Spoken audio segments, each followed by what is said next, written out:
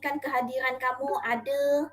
Okay, Assalamualaikum dan salam sejahtera kepada semua pelajar sains tingkatan 4. Okay, so hari ni kita nak belajar.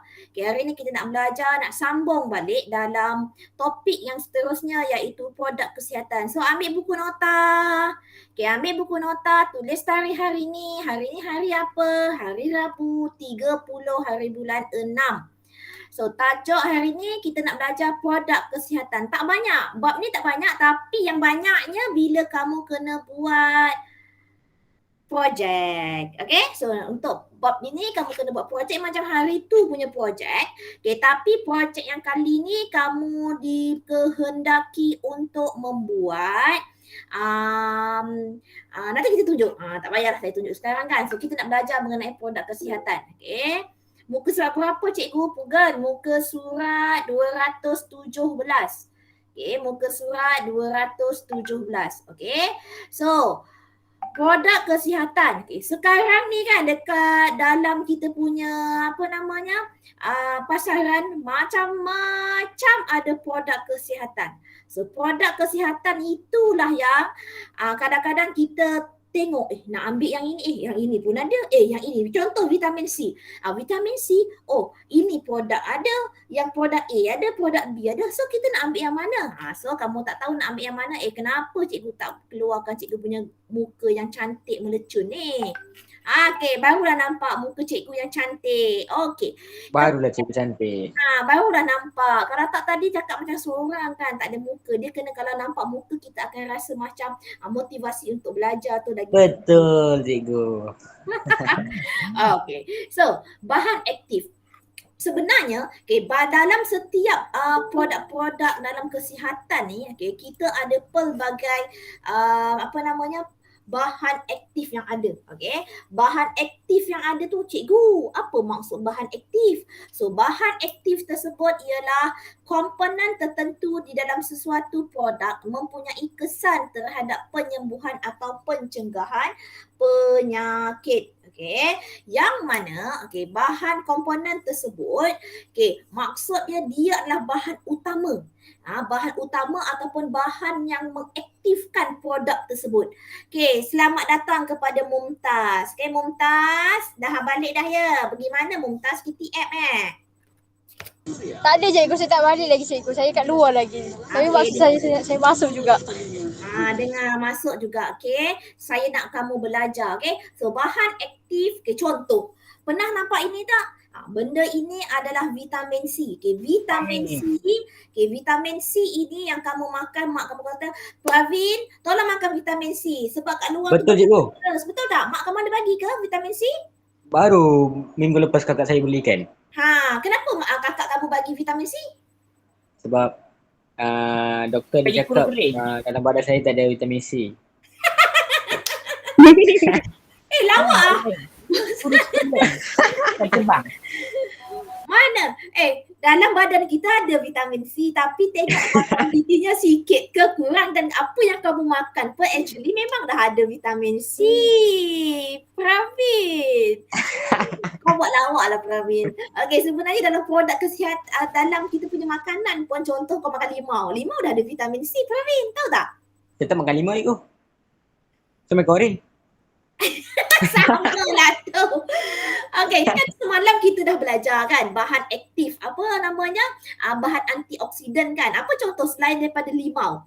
Apa contoh yang semalam lagi, tomato ke apakah, semua itu adalah vitamin C. So yang mana contoh ini produk vitamin C sikit. Macam ada kilang-kilang atau farmasi dia menghasilkan produk di dalam kapsul ataupun dalam pil. Kenapa kena makan vitamin C? Untuk mengelakkan daripada terkena jangkitan mikroorganisma atau bakteria yang lain lah, virus ke apa. So kita nak protect badan kita. Bukan tak dapat, bukan tak akan ada penyakit serang, akan ada. Tapi dia akan meminimumkan lah. So selain daripada itu, vitamin C pun semalam kita dah belajar. Apa fungsi dia semalam tu, Komnes? Sebagai bahan antioksidan. Ingat tak semalam? Bahan antioksidan. Semalam bahan antioksidan yang kita belajar untuk mengelakkan proses pengoksidaan di dalam makanan, dalam badan kita. Nak mengelakkan daripada penghasilan Radikal. Bebas. Terima kasih Pravin. Maksudnya saya punya objektif tercapai lah dengan kamu semua. So bahan aktif tu dia akan memberi kesan ataupun tujuan yang sama walaupun digunakan dalam produk atau jenama yang lain. Contohnya macam vitamin C. Kita ada vitamin C Nutrilite ada jenama A, jenama Pravin, jenama Fabian, jenama Homnes. Dia ada pelbagai jenama lah. Itu contoh. Uish, banyak juga jenama. Banyak jenama dia, tapi tujuannya satu je. Tujuannya adalah untuk bagi vitamin C kat kamu. Okay. So, vitamin C tersebut, digunakan untuk badan kamu lah. Dia adalah salah satu bahan aktif. Bahan aktif kat situ adalah vitamin C. Yang mana dia punya kesan sama macam produk-produk yang lain juga. So bahan aktif, penggunaan produk kesihatan terdapat dalam pasaran. Kini permintaan terhadap produk kesihatan semakin banyak. Kenapa? Contohnya, kenapa orang makan je lah macam kita cikgu cakap tadi, makan je lah buah orange ke, limau ke, ya tak? Dapat juga vitamin C, makanlah lobak, ada juga beta karotina, makanlah vitamin E tu, contohnya ada juga orang jual vitamin E, makanlah apa semalam tu, minyak masak pun ada vitamin E, minyak bijan, semua ada vitamin E. Kenapa orang terjual vitamin C tu pula dalam pil-pil, dalam kapsul, kenapa? Salah satu vitamin C je. Kenapa Fabian? Kenapa orang kena ambil macam Pravin tadi, dia supply, dia ambil dalam bentuk pil, kapsul, kenapa dia tak makan je buah orange? Pravin, kenapa kau tak makan je buah Sebab buah orange tu cikgu, kalau masak angin, vitamin C dia hilang. Kalau kapsulnya tak hilang. Teroksida lah maksud kamu tu, teroksida. Betul lah, teroksida. Tapi saya buat ayat panjang sikit. Ya ke? Tak ingat kata jawapan. Sebenarnya suplemen kalau kamu tengok ke suplemen, ada kalsium, ada vitamin B, vitamin C, ada lagi protein. Protein tu kalau orang makan tu yang orang kat gym, dia nak buat otot-otot tu. Kau kalau Fabian, kalau kau tengok dia punya badan tu ada otot muscle kan, dia mungkin dia makan protein. Kenapa nak makan protein? Protein ni boleh je makan. Ambillah sumber ikan ke apa ke. Kenapa orang nak makan Saya dah ambil tu. Ya, kenapa badan kau kurus? Tak tahu tu. Tak ada. Maksudnya kau punya pembentukan sel tu tak menjadi. Tak teratur. Tak menjadi kot kat badan kamu. Yang setahu saya lah, kalau orang pergi gym kan, dia akan supply, ambil consume protein, nak membina sel-sel baru, otot-otot yang baru. Sebab tu orang yang pergi gym tu otot dia kental, banyak, dia punya masa. Tak, badan saya dah naik dah tu. Badan saya dah naik dah. Otot pun dah banyak sangat ni. Ya, okey. Otot ke lemak? Lemak. Otot je ke otot?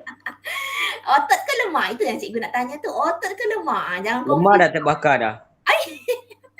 Sebab kadang-kadang produk kesihatan dalam macam suplemen ni akan memulihkan penyakit dan mengelakkan kesihatan kita. Kadang-kadang kita ni malas nak potong buah, malas nak beli buah, malas nak makan ikan banyak-banyak.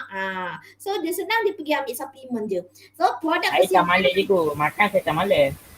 Makan kau tak malas. Tapi kalau dah terhidang dekat mata kamu, kamu tu kalau kamu kena buat benda tu, kena masak ikan tu, kamu malas juga kan? Malas.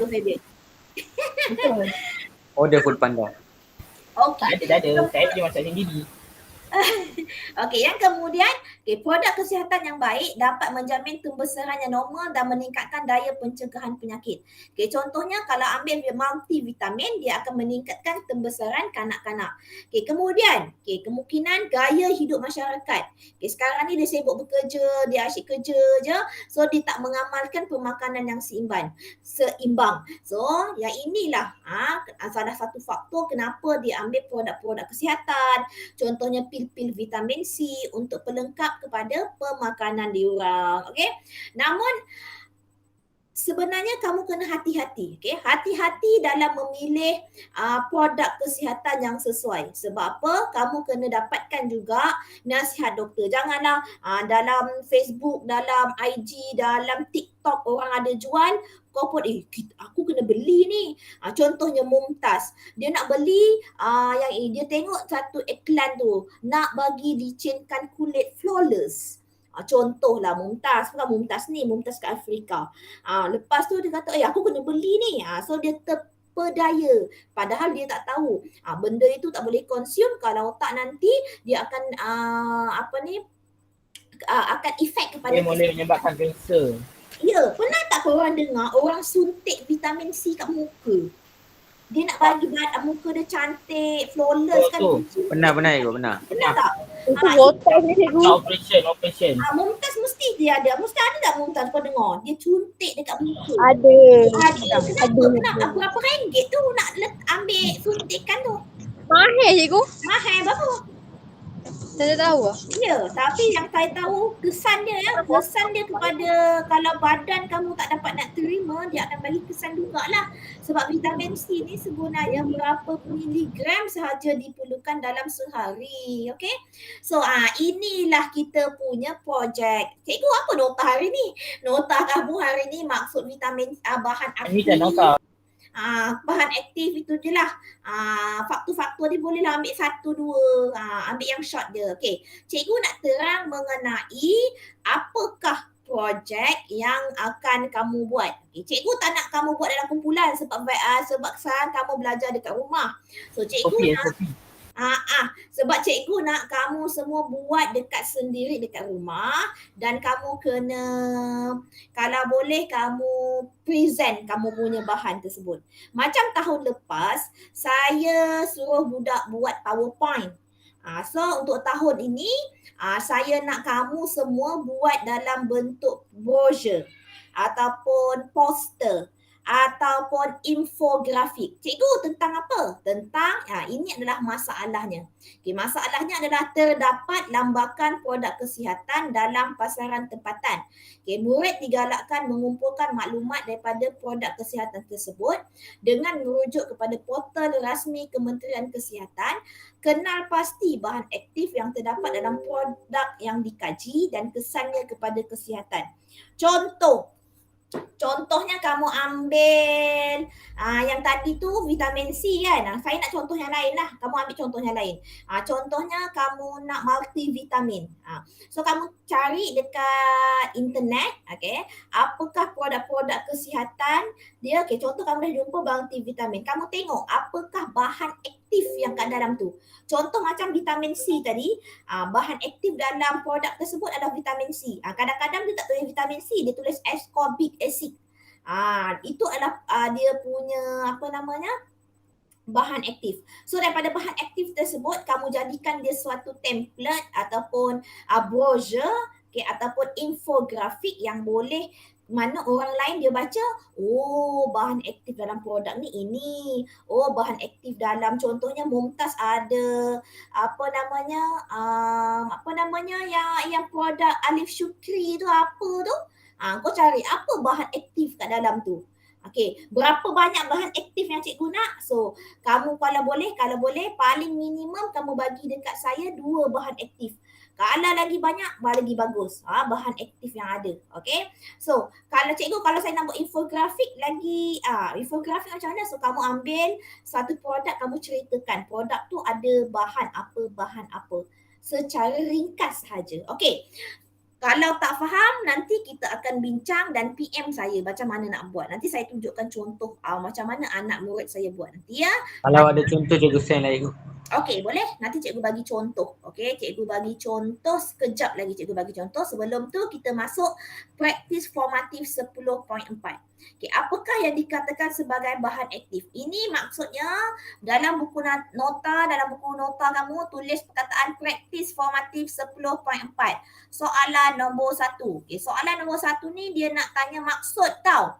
So kalau dia nak tanya maksud, okey, apakah yang kamu faham mengenai bahan aktif? Okey, Pugal, apa maksud bahan aktif? Maksud bahan aktif, muka surat 217. Bacakan Pugal. Padang. Bahan aktif adalah komponen tertentu di dalam sesuatu produk yang mempunyai pesan terhadap penyembuhan atau pencegahan penyakit.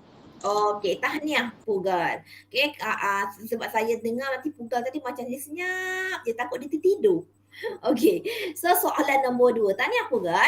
Okey, berikan 2 faktor kewajaran penggunaan produk kesihatan. So 2 faktor ni kamu ambil daripada sinilah. Yang pertama kamu boleh tulis, yang pertama nombor soalan nombor 2 kan. So soalan nombor 2, faktor pengambilan produk kesihatan. Okey, pengambilan ya Fabian, tulis Fabian. Saya suruh tulis bukan angkat tangan. Pengambilan produk kesihatan. Okey, yang pertama kamu cakaplah gaya hidup. Dalam guna tajuk.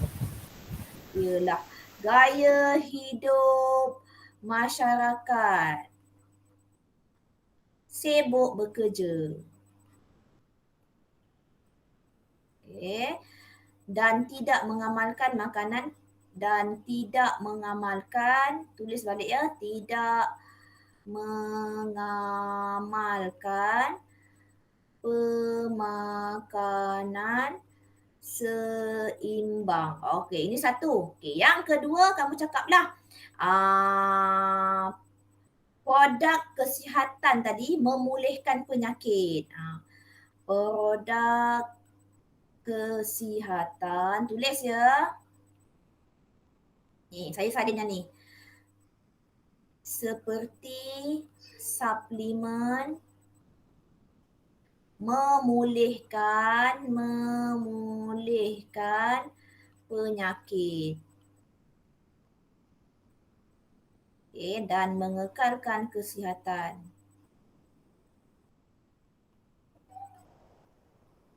Kesihatan. Okey. So, ada 2 je dia minta. Okey, dah siap. So, jom kita tengok buku kerja pula. Kita nak jawab. Buku kerja saya tengok sikit je, tak banyak pun. Okey, buku kerja, buka surat. Mumtaz, dah sampai rumah ke belum? Oh, Mumtaz, dah sampai rumah. Dalam. Belum dah? 10 Alhamdulillah. minit lagi. Selamat dah sampai. Okey. Untuk apa je untuk apa? Muka surat 105. Satu je dia minta definasi. Definasi ni tadi yang macam si Pugal bacakan jawapan tadilah ya. Ya, kamu buat yang itu sahaja.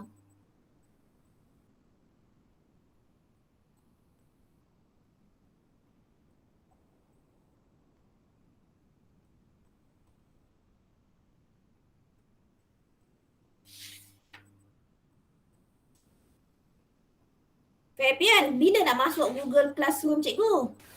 Esok confirm. Hari ni lah masuk. Hari ni saya ada banyak kerja. Hari ni saya busy. Ya ke? Mumtaz bila nak masuk kelas Google Classroom cikgu? Tengok badan. Aku tunjuk juga budak ni. Masuk tau. Okey. Okey. Pugal, bila nak masuk Pugal? Hari ni cikgu, ya Pugal? Hari ni tau. Masuk tau. Ada 2 kerja semalam. Yang semalam saya bagi Dia tak tahu password, Google tak tahu password. kan kata dah reset. Dah reset ke belum? Siapa yang tak reset lagi tulis nama dekat dalam WhatsApp. Nanti cikgu saya minta cikgu Wani resetkan. Selalunya password kamu sekolah 20211. Sekolah tu S terbesar. Kalau dia minta untuk tukar password, kamu tukar tapi pakai password yang sama tu juga. Bagi ingatlah nanti. Okey, dah siap. Okey, nyatakan maksud bahan aktif muka surat 105, komponen tertentu di dalam sesuatu produk yang mempunyai kesan terhadap penyembuhan atau pencegahan. Okey, so untuk latihan pengukuhan ni, okey, muka surat 105, 106, 107, 108, ini adalah kerja kamu yang kena kamu upload di dalam buku. Banyak betul. Nampak macam banyak, sebenarnya tak banyak pun Fabian. Cikgu betul ke sampai 108 je ke? Ya Allah, ya sikit aja. Tak boleh, memang sikit. Sikit lah, Easy sangat. Easy. Lalu semangat. sikit. Yang pertama 105 tu satu soalan. 106 Easy. tu 6 Easy sangat. soalan. Acik ini. Lepas tu hari Sabtu mana buat? Okey, boleh Fabian. Okey, yang ini soalan ni cikgu tolong buatkan. Okey? Kita buat sama-sama, bukan cikgu tolong buatkan. Kita buat sama-sama. Okey, Baik, practice cikgu. sumatif. Cikgu baik kan? Cikgu baik tak? Cikgu baik tak? Baik. Sangat. Tengok cikgu bagi jawapan. Kita bincang sama-sama, bukan cikgu bagi jawapan. Okey, jom kita buat praktis sumatif 10. So semua orang ambil buku. Maksudnya dalam masa tutorial ni kita buat sama-sama latihan. Nanti kalau saya cikgu biarkan, okey Fabian, kamu boleh jawab sendiri ya Fabian. Mungkin insya-Allah kamu tak buat. Okey. So tulis praktis sumatif 10. Tulis. Okey, nombor 1. Cikgu nak tulis soalan ke? Tak payah. Okey, tengok hari ni Homenes. Senyap je dia. Kan Homenes kan? Okey, soalan nombor 1A. Apakah jenis perubatan M dan N? Okey, yang ini. Semalam hari Isnin baru kita belajar. M akupuntur. Ya, akupuntur ni perubatan apa? Perubatan komplementari modern ke tradisional? Tradisional. Ish, apa pula tradisional? Apa tradisional pula pun modern itu. Modern. Bukan Salah. silap tadi. Salah cikgu. Apa Homenes? Komplementari. Itu maksudnya model lah itu. Model lah. Modern. Tahu pula. Komplementari saat lain. Modern lain. Okay, kalau N tu apa ni Pravin? N. Kalau ada pil-pil ubat tu kita panggil apa? N. Sekejap. Senang. Senang. Boleh. Kan dia mana? N. Ermin. Analgesic. Salah. Saya tanya jenis perubatan. Modern Oh. ke tradisional ke komplementari? Modern. Modern. Ya Allah, dia ni lain. Orang tanya lain, dia jawab. Tak semangat ego, semangat. Ya itulah, tapi semangat dia terlebih sampai salah. Itulah ego, sampai salah ya. Tak apa, kita belajar. Belajar, salah tak apa. Kan? Salah pun tak apa. Janji dapat jawab. Ya betul. Okey, berikan soalan nombor B, kamu tuliskan jawapan je cikgu kata. Berikan satu masalah kesihatan yang boleh dirawat dengan menggunakan M. Kalau untuk komplementari ni kamu tadi kata, Pravin kata ini akupuncture. So apakah dia punya masalah kesihatan baru kamu boleh ambil akupuncture ni. Apa dia? Bila otot-otot lenguh, peredaran darah kamu tak lancar, okay? Ataupun nak melegakan tekanan. So kamu tulis satu je. Dia kata nak satu je. So kamu kata ada otot yang lenguh. Otot. So kamu ada otot yang lenguh, baru kamu apply akupuncture. Okey, dah B dah siap. Soalan nombor C. Okay, dia kata berikan 3 jenis ubat yang digunakan untuk perubatan N. Yang ini barulah kamu cakap yang tadi tu Pravin. Analgesik lah, antibiotik lah. So itu yang kamu cakap. Okay. So bagaimana kan nak tulis? Alamat ruang pun dah tak berapa. Okay. Yang pertama kamu cakap tentang analgesik. Okay. Kita ada 3 jenis ubat moden. Analgesik, antibiotik dan psikoterapeutik. So analgesik ni digunakan untuk melegakan kesakitan. Tulis melegakan kesakitan. Okey. Yang kedua antibiotik. Okey, antibiotik. So antibiotik digunakan untuk merawat penyakit jangkitan patogen. Okey. So kena beri kaedah ke? Tak payah. Oh. Kamu namakan jenis ubat moden tu je. Yang cikgu tulis tu yang kesakitan tu tak payah? Tak payah. Yang ni 3 jenis ubat. Ni dia bagi kegunaan, so kena tulis lah melegakan kesakitan. Ya, kena tulis. Okey. Yang kedua, dia kata antibiotik, merawat penyakit jangkitan. Merawat penyakit jangkitan Jangkitan kuman, jangkitan patogen. Patogen ni penyakit lah. Okay, analgesic, antibiotik. Satu lagi apa Homnes? Satu lagi. Apa nama ubat moden? Satu lagi. Psycho. Terapeutik. Psikoterapeutik. Ini untuk siapa ni? Psikoterapeutik ni. Untuk orang yang kena mental. Mental macam? Macam tak ada. Macam tak ada. Okay. Tak ada. Okay. Dalam kelas ni semua okey, semua okey. Okay, sihat. Alhamdulillah. Okay,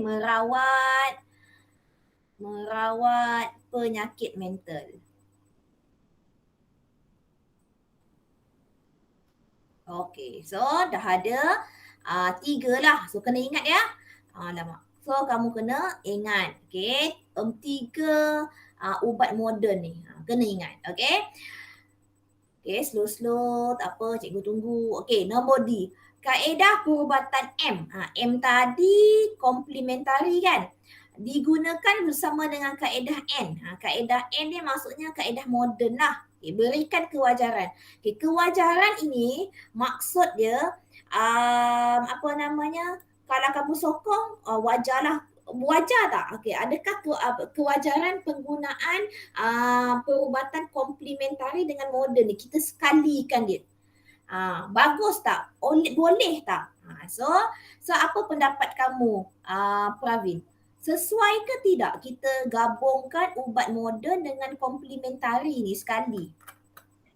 Saya rasa sesuai kot. Sesuai kan? Sebab untuk perubatan M, kamu cakaplah perubatan M, bahasa lasang ini dia panjang sikit. Okay, untuk perubatan M. M tadi apa? Komplementari kan? M dapat menghilangkan kesan sampingan ubat. Sebab kamu tak pakai ubat. Kamu pakai alat-alat je. Alat dia contoh macam ataupun macam kiropraktik ke urutan ke, dia tak ada menggunakan ubat-ubatan. So dapat menghilangkan kesan sampingan ubat.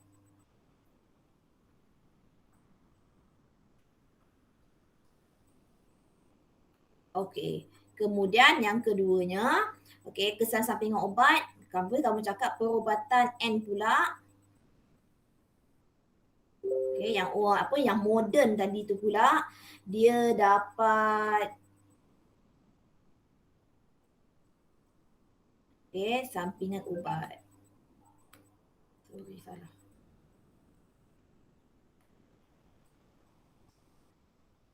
Sampingan ubat yang digunakan dalam rawatan, dalam perubatan N. Contoh rawatan radioterapi. Okey, contoh rawatan radioterapi. Okey, ini adalah contohnya lah. So perubatan M ni kalau kita gunakan sekali dengan perubatan N, M ni kalau contohnya kalau makan ubat.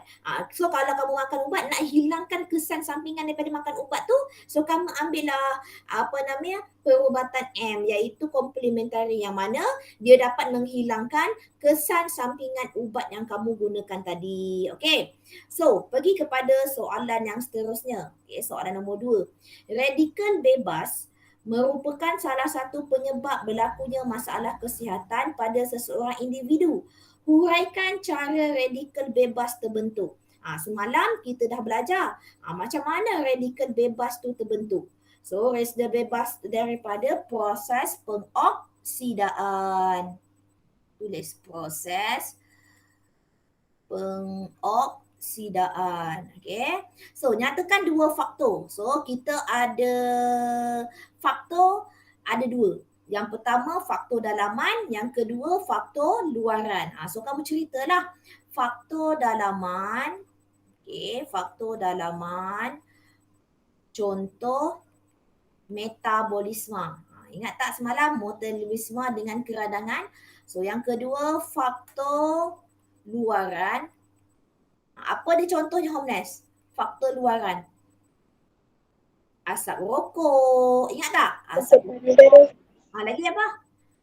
Lagi Buangan bahan toksik. Lagi? Pencemaran udara. Sinaran. Ya. Okay. So, huraikan sebab kenapa dia kata radikal bebas tidak menjadi masalah pada setengah individu tetapi boleh menjadi punca kesihatan pada setengah individu lain. Okay. Sebabnya, setengah individu ni, radikal bebas tu dia terbentuk secara semula jadi. Contohnya macam dalam faktor dalaman lah. Bagi ada setengah individu tu faktor luaran, contohnya macam asap rokok ke apa semua ini kan.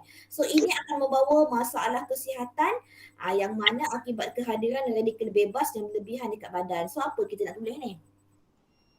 Huraikan sebab radikal tidak menjadi punca tetapi boleh menjadi punca kesihatan. Okey. So kamu cakaplah, radikal bebas ni,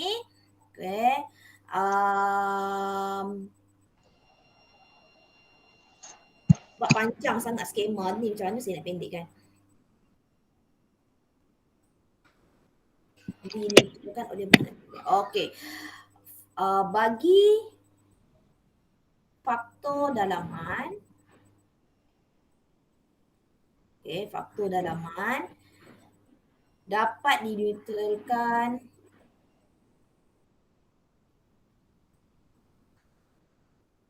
oleh bahan antioksidan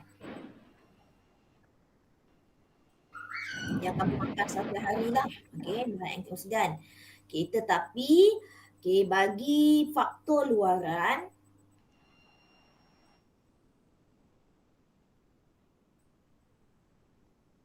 contohnya asap rokok,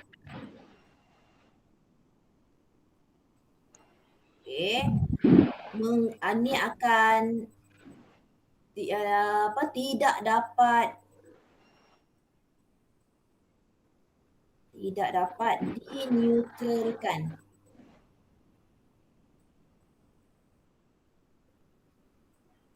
oleh bahan antioksidan. Allah. Cikgu nak tulis kat sana, kat bawah. Sikitlah ya.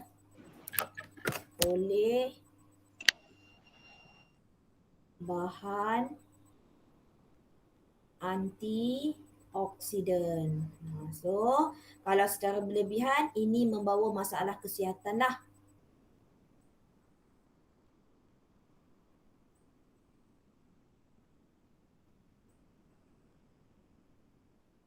Yang berlebihan. Saya ulang bagi sekali. Kalau faktor dalaman ni kamu makan apa-apa pun dia akan melawan lah pembentukan radikal bebas ni. Dia akan menghalang pembentukan radikal bebas ni dengan apa? Kamu makan bahan antioksidan. So dia akan kurangkanlah penghasilan bahan radikal bebas.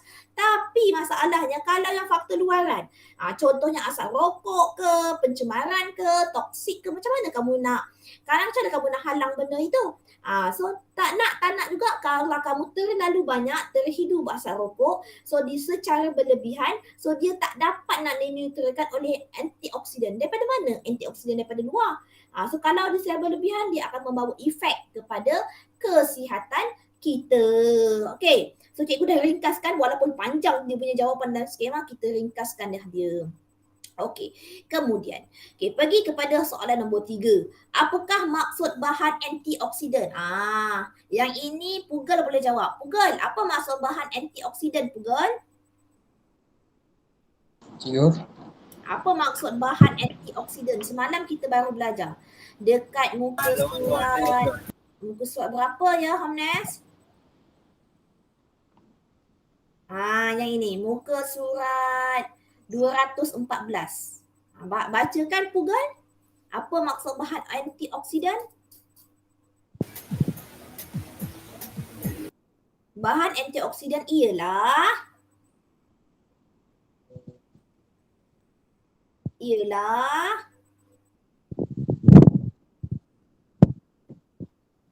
boleh Pugal bacakan? Makanan yang terdedah kepada udara. Tak dengar lah. Makanan yang terdedah kepada udara. Salah. Yang ini cikgu dah ada show dah ni dekat monitor cikgu. Bahan antioksidan ialah sebatian kimia Dalam sebatian kimia yang diperlukan oleh badan kita untuk melambatkan atau menghentikan proses pengoksidaan. Okey, tahniah Google. So bahan antioksidan kamu salin yang ini saja. Sebatian kimia yang diperlukan oleh badan kita untuk melambatkan atau menghentikan proses pengoksidaan. Okey.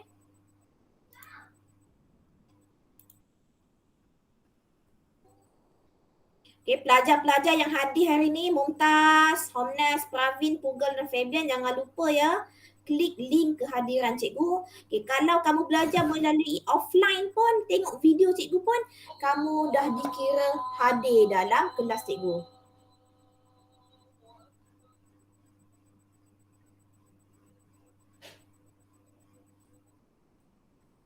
Okay, dah? Berjaya dah salin?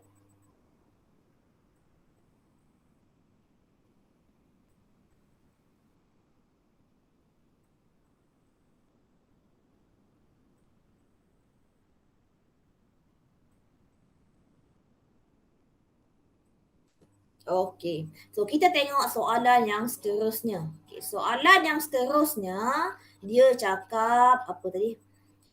Jelaskan peranan bahan antioksidan di dalam tubuh badan manusia. Apa fungsi bahan antioksidan ni? Homnes, apa yang kamu faham? Apa fungsi bahan antioksidan ni?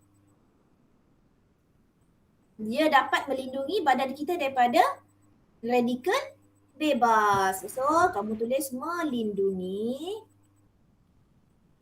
sel badan daripada kerosakan akibat radikal bebas. Dah siap. Berikan 3 jenis bahan antioksidan dan contohnya. Semalam baru kita belajar. Ini Pravin pandai. Pravin, yang pertama apa yang kamu belajar? Yang pertama sekali. Lobak tu apa bahannya? Apa nama dia?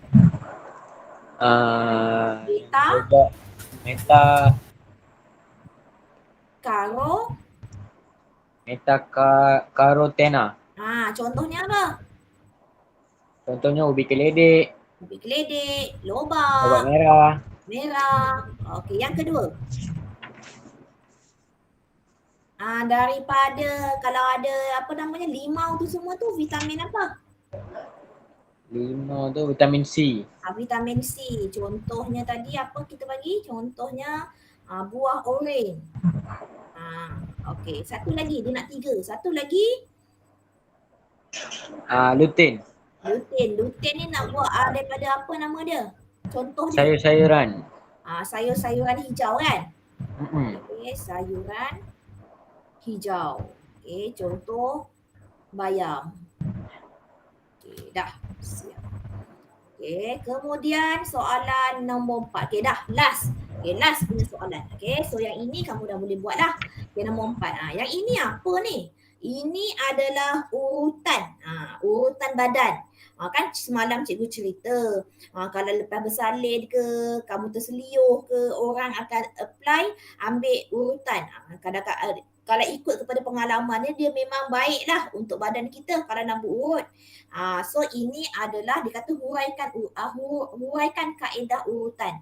So kamu cakap urutan. Ini soalan nombor apa? Nombor 4. So nombor 4. Urutan ialah kaedah. Okey, kaedah memanipulasi tisu lembut. Tisu lembut tu maksudnya dia urut bahagian tisu-tisu yang lembut dekat badan kamu menggunakan tangan. Okey.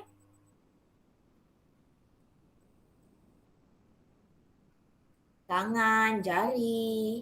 Okey. Kemudian yang ini dia dapat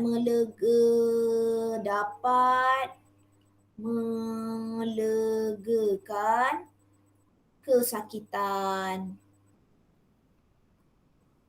Okey, atau masalah saraf. Bolehlah kamu tulis apa-apalah. Sebab dia suruh kat sini huraikan kaedah. Okey. So, itu sahaja yang kita belajar untuk bab 10. So, secara rasminya kita dah habislah bab 10. So, oleh itu untuk kerja kamu minggu ini, tolong ya siapkan buku kerja ini. Siapkan buku kerja ni, muka surat berapa tadi cikgu cakap. So muka surat berapa buku kerja tadi? Soalan objektif dengan soalan struktur dan snapkan gambar bagi dekat cikgu. Okey, boleh tak? Boleh cikgu. Okay, Cikgu, buku aktiviti tu pasal apa? buku kerja muka surat 105 ada satu soalan. Okey. 106, 107, 108. Dia sikit-sikit dia soalan dia. Tak banyak pun. Yang ini semua kita dah belajar. Kalau 107 tu, kamu cakaplah, akan ingat tak yang kamu buat eksperimen kamu, Mumtaz? Untuk pengetahuan kamu, semalam kita dah decide nak buat eksperimen kena buat video. Eksperimen apa? Tengoklah nanti video cikgu yang semalam punya kerja tu ya. Boleh? Okey. Okey, Mumtaz. Okey, so sampai ini saja kelas kita hari ini. Terima kasih banyak-banyak kepada semua. Okey, kalau kamu ada masalah apa-apa ke, tolong PM dengan cikgu, insya-Allah. Mana yang cikgu boleh bantu, cikgu akan bantu. Okey, assalamualaikum dan salam sejahtera. Kita boleh makan. Terima kasih.